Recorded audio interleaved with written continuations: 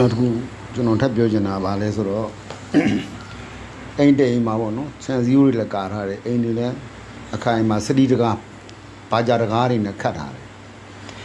နော်အဲ့ဒီအိမ်တွင်းထဲကိုအပြင်လူဝင်လို့မရပါဘူးနော်ဝင်မရှိပါဘူးဒါပေမဲ့အဲ့အိမ်တွင်းထဲကလူကနေပြီးတော့လက်ခံရင်အကုန်ဝင်ပါတယ်အကုန်လာလို့ရပါတယ်အဲ့ဒီလိုပဲကျွန်တော်တို့ရွှေရောဂိုင်းတော်မြတ်ကပညာနော်ဘလောက်ပဲမိုးပြန်အောင်စမားတွေကျွမ်းပါတယ်ပြောဘလောက်ပဲသစ္စာတွေလုံပါတယ်ပြောဘလောက်ပဲနော်ဒီစေးတော်ကြီးကအစွမ်းထက်ပါတယ်ပြောအဲ့ဒီစေးတော်ကြီးနဲ့စမားတော်နေနဲ့ထက်မြက်ပါတယ်ဆိုတော့စမားတော်နေနဲ့ခံယူထားတဲ့လူကို၌ကနော်မကောင်းတဲ့အတတ်ပညာတွေကိုစိတ်ဝင်စားနေမယ်မကောင်းတဲ့ပုံကိုယ်တွေကိုစိတ်ဝင်စားနေမယ်မိမိကိုယ်ကိုမိမိနော်ဘာလဲဆိုတာကိုဂိုင်းတော်သားသမီးဝိစာသားသမီးနော်ရွှေရင်ကျော်ရဲ့သားသမီးဆိုတာကိုစိတ်ထဲမှာမထားသရွေ့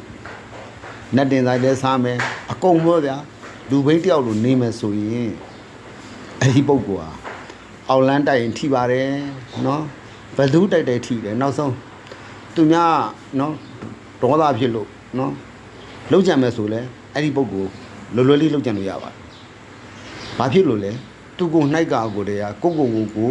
ဆရာမဆိုတာလည်းမသိဘူးဆရာဆိုတာလည်းဇင်းထဲမှာမထားဘူးငါပညာ9ဆင့်ယူထားပါလားငါပညာ9ဆင့်ယူထားပါလားငါပညာ9ဆင့်ယူထားပါလားငါစုတ်တော်ပိုင်းဆရာကြီးပါလားဆိုတော့ဆရာရဲ့အကြောင်းတရားတွေဂိုင်းတော်ရဲ့အကြောင်းတရားတွေကိုကိုနှိုက်ကအသေးတဲ့ရင်တဲ့အုံနောက်ထဲမှာနော်ခိုင်ခိုင်မြဲမြဲယုံကြည်မှုတတ္တတရားနဲပါတဲ့အတွက်အဲ့လိုပုဂ္ဂိုလ်မျိုးတွေဒီလဲဝင်ပူးနိုင်ပါတယ်ဟုတ်ပြီလားဘာကြောင့်လဲသူ၌ကအမှားမှန်မခွဲခြားနိုင်တဲ့အတွက်ကိုယုံကြည်မှုမရှိတဲ့အတွက်နော်ကိုဘာလဲဆိုတာကိုမသိတဲ့အတွက်နော်ဒါကြောင့်မို့လို့အိမ်တိန်ကဘလောက်ပဲလုံညုံပါစေအတွဲလူလက်ခံရင်အကုန်ဝင်ပါတယ်ဆိုတာလေးကိုပြောပြတာပါနောက်ကလေးနောက်ပညာယူကစားကလေးတွေလည်းအထင်မှအမှန်မှဖြစ်သွားမှာဆိုလို့ပါ